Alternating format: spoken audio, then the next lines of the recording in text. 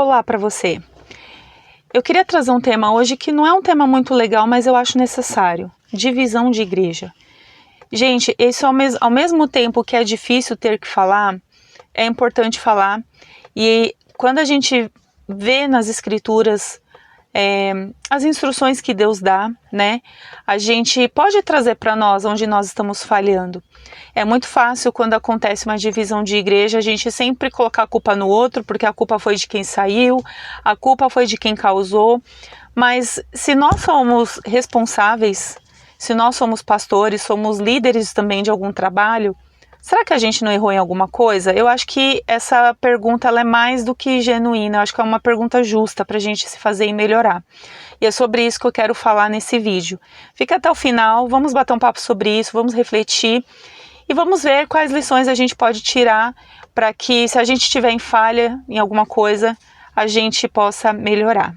Olá para você, eu sou a Jaque e todo dia aqui nesse mesmo bate-horário, bate-canal, estamos juntos para fazermos a leitura diária da Bíblia, para aprendermos da palavra de Deus um pouquinho mais, para a gente ter esse desafio, né, de busca diária pela palavra.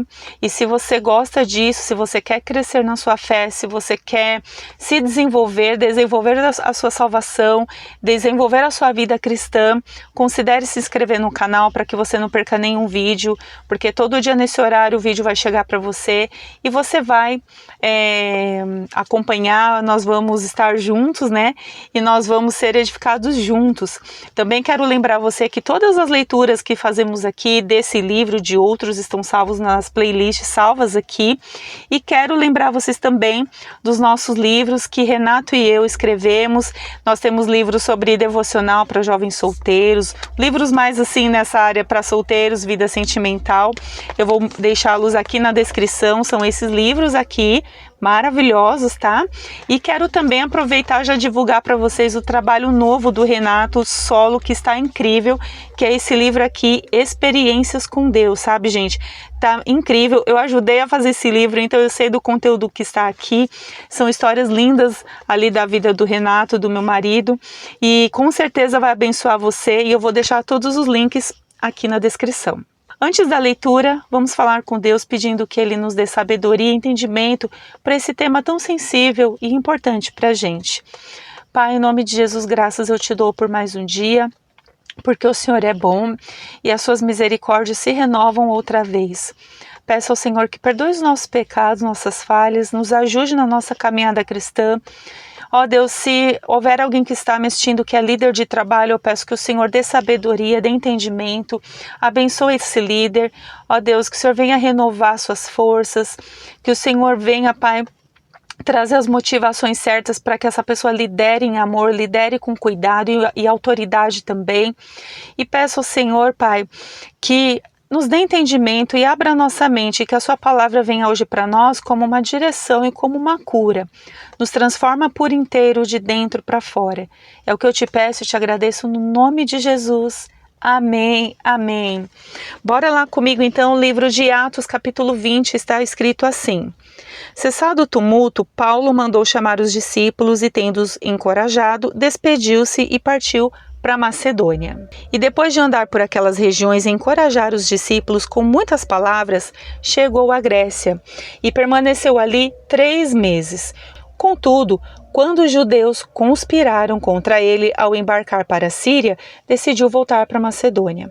E acompanharam-no Sópatro de Bereia, filho de Pirro, Aristarco e Secundo de Tessalônica, Gaio de Derbe e Timóteo, além de Tíquico e Trófimo da Ásia. Gente, cada nome, né? Esses homens, porém, foram na frente e nos esperaram em Troade. E nós, depois dos dias dos pães sem fermento, navegamos de Filipos e após 5 dias nos encontramos com eles em Troade, onde nos detivemos por 7 dias. No primeiro dia da semana, reunimos-nos a fim de partir o pão. Paulo, que estava para sair no dia seguinte, falava-lhes tendo prolongado seu discurso até a meia-noite. Havia muitas luzes no aposento. superior onde estávamos reunidos. Certo jovem chamado Eutico estava sentado numa janela. Prolongando Paulo ainda mais o sermão, o jovem adormeceu profundamente e, vencido pelo sono, caiu do terceiro andar. Quando o ergueram, estava morto. Então Paulo desceu, debruçou-se sobre ele e, abraçando-o, disse: Não vos perturbeis, pois a vida está nele. Em seguida subiu e, tendo partido e comido o pão, ainda lhes falou muito tempo até o raiar do dia. Então partiu. E levaram vivo o jovem e ficaram muito consolados. Nós, porém, tomamos a dianteira e embarcamos navegando para Assos, onde devíamos receber Paulo no navio, porque ele havia decidido ir por terra e assim nos ordenara. Tão logo nos alcançou em Assos, nós o recebemos a bordo e fomos para Mitilene. E navegando dali, chegamos no dia seguinte em frente de Quio. No segundo dia cruzamos para Samos e, no dia seguinte, chegamos a Mileto. Porque Paulo havia decidido passar longe de Éfeso para não se demorar na Ásia, pois se apressava para estar em Jerusalém, se possível, no dia de Pentecostes. De Mileto mandou chamar em Éfeso os presbíteros da igreja. Quando chegaram, Paulo disse-lhes: Bem sabeis de que modo tenho vivido entre vós o tempo todo, desde o primeiro dia em que entrei na Ásia, servindo ao Senhor com toda a humildade, com lágrimas e provações, as quais me sobrevieram pelas ciladas dos judeus. Não me esquivei de vos anunciar nada que fosse benéfico, ensinando-vos publicamente de casa em casa, testemunhando tanto a judeus como a gregos o arrependimento para com Deus e a fé em nosso Senhor Jesus. Agora, impelido pelo Espírito, vou para Jerusalém sem saber o que acontecerá ali, senão que o Espírito Santo me garante, de cidade em cidade, dizendo que prisões e tribulações me esperam. Mas em nada considero a vida preciosa para mim mesmo, contanto que eu complete a minha carreira e o ministério que recebi do Senhor Jesus para dar testemunho do Evangelho da graça de Deus. Agora sei que nenhum de vós, por entre os quais passei pregando o reino de Deus, jamais tornará a ver o meu rosto. Portanto, no dia de hoje eu vos afirmo que estou limpo do sangue de todos, porque não deixei de vos anunciar todo o propósito de Deus. Portanto, tende cuidado de vós mesmos e de todo o rebanho sobre o qual o Espírito Santo vos constituiu bispos para pastoreardes a igreja de Deus, que ele comprou com o próprio sangue. Eu sei que depois da minha partida, lobos cruéis entrarão no vosso meio e não pouparão o rebanho, e que dentre vós mesmos se levantarão homens falando coisas distorcidas para atrair os discípulos para si. Portanto, estai atentos, lembrando-vos de que durante 3 anos não cessei dia e noite e com lágrimas de aconselhar cada um de vós. Agora, pois, consagro-vos a Deus e à palavra da sua graça, aquele que é poderoso para vos edificar e vos dar herança entre todos os santificados. De ninguém cobicei prata, nem ouro, nem roupas. Vós mesmos sabeis que estas mãos supriram as minhas necessidades e as dos meus companheiros. Em tudo vos dei o exemplo de que deveis trabalhar assim, a fim de socorrerdes os doentes, recordando as palavras do próprio Senhor Jesus. Dar é mais bem-aventurado que receber. Depois de dizer isso, ajoelhou-se e orou com todos eles. E houve grande choro entre todos, e abraçando Paulo, o beijavam. Eles ficaram tristes, principalmente com a palavra que dissera de que não veriam mais o seu rosto, e o acompanharam até o navio. Vemos aqui então Paulo tendo um momento de despedida, né? Ele chega ali em Éfeso, ele reúne ali os presbíteros, as pessoas com quem ele havia ministrado, andado, né? A Bíblia fala inclusive aqui que ele andou com aquelas pessoas por 3 anos, aconselhando cada um, né? E ali ele não reteu nada, sabe, gente? Ele literalmente entregou tudo que tinha que entregar sobre aquelas vidas, aqueles homens, por causa ali do Evangelho, né? E agora ele estava indo para Jerusalém. Então ali foi uma despedida. A única coisa que Paulo tinha certeza era que o Espírito Santo já tinha mostrado para ele que as coisas que haveriam de acontecer com ele não eram nada boas. Eram as perseguições, as prisões, mas ele tinha que estar ali em Jerusalém. Então ele passa aquele tempo com aqueles presbíteros, né? E eles têm aquele momento de conversa, onde Paulo deixa um conselho de ouro sobre cuidado. E ali a Bíblia diz que eles oram juntos, eles se abraçam, eles sentem a tristeza porque eles se apegaram ali a Paulo. É interessante a gente pensar nisso, né? E quando eu li esse texto, me veio esse tema da divisão da igreja por causa do conselho que Paulo deixou ali para eles.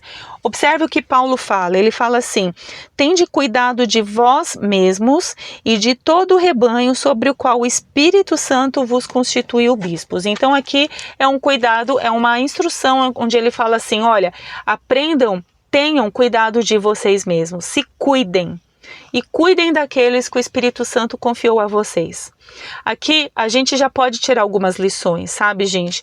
Muitas vezes o pastor, o líder, ele é muito preocupado com o rebanho. Ele pensa no rebanho, tá de olho ali naquelas pessoas, no que acontece na vida delas, mas às vezes ele esquece dele mesmo. E o pastor, quando ele se esquece de si, ele cai num erro de achar que talvez, que ele não tem ninguém com quem contar, que ele é sozinho, sendo que não devia ser assim, sabe? A gente precisa perceber quando a gente precisa levantar a mão e pedir ajuda, e tem muita liderança que não pede ajuda, leva o jugo sozinho, sofre sozinho, chora sozinho, não cuida da própria saúde, não cuida do emocional, e quando a pessoa ela deixa de cuidar dela mesma, como que ela vai poder cuidar de um rebanho, sabe? Eu penso, tá? Uma opinião minha. Se eu quero cuidar de alguém, eu preciso também cuidar antes de mim. Quem já pegou avião sabe daquela instrução que a aeromoça e o aeromoço eles dão antes do avião voar, né, quando eles dão aquelas instruções de segurança, né, que se acontece alguma coisa e cair as máscaras, qual que é a instrução? Não é para você pôr no coleguinha primeiro, coloca primeiro em você e depois você coloca no outro, porque se você se ajuda, você também ajuda o outro. Então, eu não creio que essa instrução foi do acaso. Paulo com certeza observou ali, andando 3 anos com aqueles presbíteros, com aquelas pessoas, né, que eles precisavam se cuidar, e portanto aqui a instrução de terem cuidados de vós mesmos, que é o que ele fala, e de todo o rebanho, né, que o Espírito Santo confia para vocês. Então a gente também aprende uma outra coisa aqui, que as vidas não são nossas, as pessoas não nos pertencem, mas Deus, pela sua infinita graça, ele confia vidas para pastores, confia para que elas sejam cuidadas por alguém. E aqui o texto ele continua assim, né? Vos constituiu bispos para pastoreardes a igreja de quem? De Deus, que ele comprou com seu próprio sangue. Então, é um cuidado assim redobrado, porque você está cuidando de vidas, pessoas que foram compradas com o sangue de Jesus, sabe? São vidas que nós vamos prestar conta se a gente não cuidar. E aí ele dá a instrução, que ele fala assim, ó, eu sei que depois da minha partida, lobos cruéis entrarão no vosso meio e não pouparão o rebanho. Ou seja, vai acontecer alguém que vai querer se infiltrar, vai querer pegar o rebanho, né? Eles não vão poupar o rebanho. E aqui Paulo ainda continua: e que dentre vós mesmos se levantarão homens falando coisas distorcidas para atrair os discípulos para si. Ou seja, não eram pessoas estranhas que entrariam ali, eram até entre eles mesmos, sabe, trazendo coisas distorcidas para formar discípulos para si. Então, quando Paulo ele dá essa instrução, ele fala assim, olha, tende cuidados com vós mesmos e cuidado com o rebanho. É um ponto de atenção para quem é líder, chamar a responsa para si, sabe, do tipo assim, eu tô acertando ou eu tô errando, sabe? Quem já presenciou, gente, quem já presenciou uma divisão de igreja sabe do que eu tô falando. É muito triste isso, eu já presenciei, lamentavelmente, é uma coisa extremamente dolorosa, sabe? A gente vê que as pessoas sofrem, a liderança sofre, os membros que ficam sofrem, sabe? E muitas vezes quem acompanha também acaba sofrendo, sabe? Então é muito difícil quando a gente fala esse tipo de tema, porque no final das contas, quando a gente tá ali mergulhado ali no problema, a gente quer achar um culpado, né? Ah, mas a culpa é do pastor que não cuidou de mim. Ah, não, mas a culpa é do membro que também é insubmisso ou desobediente. Ah, mas a culpa é do fulano que trouxe ali, que fomentou toda uma conversa e provocou uma divisão. E aí a gente começa a brigar entre nós mesmos, sabe? E a gente começa a gastar muita energia tentando achar o culpado, quando a gente devia gastar energia no que a Bíblia manda a gente fazer. E aqui, quando Paulo dá instrução ali para o pessoal ali em Éfeso, olha que instrução importantíssima, você cuidar de você mesmo. Cuide, você que é pastor, líder, cuide da sua vida espiritual, da sua saúde, do discernimento, tem equilíbrio emocional, tem inteligência emocional, para você perceber as coisas que acontecerem ali no meio do seu rebanho. O pastor precisa cuidar de rebanho de modo próximo, não afastado. Às vezes também acontece isso, né? O pastor, ele tá ali na cadeira de pastor, ele prega, ele faz as coisas, mas ele não cuida do rebanho. Mas assim, porque ele está ali como alguém que prega, ele acha que ele é um pastor que está cuidando de gente, mas não está, sabe? Porque o pastor que está cuidando, ele está próximo. Uma vez eu ouvi um pastor trazendo essa expressão que me fez bastante sentido. Ele fala assim, que pastor, ele tem que ter cheiro de ovelha. Então isso tem que andar juntinho, tem que estar sempre junto, sabe? A pessoa não foi num culto, ou enfim, deu uma sumida, vai atrás. Vê o que está acontecendo, porque também essa ausência da liderança ali na vida da pessoa, ali na vida do rebanho, essa ausência, tá? E quando eu falo ausência inclusive emocional, inclusive assim, afetiva, não só de a pessoa ali de corpo presente, sabe? Ela pode estar de corpo presente na pregação, mas o mês inteiro totalmente ausente afetivamente ali da vida do membro. Então assim, essa ausência também, ela faz com que o membro fique fragilizado, ela faz com que o membro procure apoio em outras pessoas, porque se ele estiver passando por um problema ali grave e ele vê que ele não pode contar com o pastor dele que não está perto, ele vai se aproximar de quem pode ajudar. Isso acontece, sabe, gente? Então, assim, são muitos os pontos que a gente precisa prestar atenção e não ficar perdendo tempo sempre achando quem é o culpado. Mas assim, a gente tomar responsabilidade pra gente e ver primeiro onde nós erramos, onde estamos acertando. Sabe, se você está andando de um modo mais próximo, né? Glória a Deus pela sua vida e continue assim. Vigie ali na sua vida, na vida dos membros, para que não venha ali um ensino errado, um ensino estranho ali que está rondando e você nem está percebendo, sabe? E também assim, ao mesmo tempo, eu diria assim, o lado do membro da ovelha também vigiar. Sabe, gente? Vigia também, porque assim, da mesma forma que Deus cobra do pastor de cuidar das vidas, ele precisa da palavra, você que é membro também precisa ser alimentado na palavra. Você que é membro precisa ter o discernimento. Você que é membro, você precisa perceber quando o inimigo estiver rondando a sua volta para querer dividir e você não deixar. Então a palavra que eu deixo aqui nesse vídeo, que eu quero fechar e deixar como um ponto de reflexão no vídeo é: onde que a gente está errando, como podemos melhorar, o que a gente pode fazer para evitar essas divisões, sabe? E parar de achar culpado. E se a gente, numa dessa, a gente se feriu, se machucou, é procurar a cura, gente. Sabe? Você que é pastor, procure a sua cura em nome de Jesus. Sabe, procure um amigo, se for o caso, faça terapia, busque ali o Espírito Santo de Deus, porque uma liderança doente vai gerar pessoas doentes. Não existe liderança doente com igreja saudável, não tem como, sabe? Então você que é pastor, tá doente? Levanta a mão, olha e reconheça, estou doente, eu preciso de ajuda, sabe? Gente, ninguém tem que carregar o peso sozinho. E você que é membro, você que é uma ovelha que foi ferida numa situação dessa, também procure a sua ajuda. Procure curar o seu emocional, a sua vida espiritual, sabe? Leia a palavra de Deus, perdoe. Sabe, você que é pastor, você que é membro, numa situação de divisão, perdoe um ao outro, sabe? Deixa isso para trás e viva para o alvo, vá em frente, sabe? Naquilo que Deus tem para vocês, sabe? Sabe aquela correr a carreira proposta? Sabe? A gente vê Paulo falando aqui uma palavra tão linda, que ele fala assim, olha, eu não me esquivei de vos anunciar nada que fosse benéfico, ensinando-vos publicamente de casa em casa, né? E aí, depois ele continua, olha, eu não considero a minha vida preciosa, contanto que eu complete a minha carreira e o ministério que recebi do Senhor Jesus. E a minha palavra é, você está completando a sua carreira? Você, pastor, você está completando a sua carreira? Você que é ovelha, né? Você que é membro, você está completando a sua carreira em Jesus? Você está considerando a sua vida preciosa demais? Você, pastor, está considerando a sua vida preciosa demais?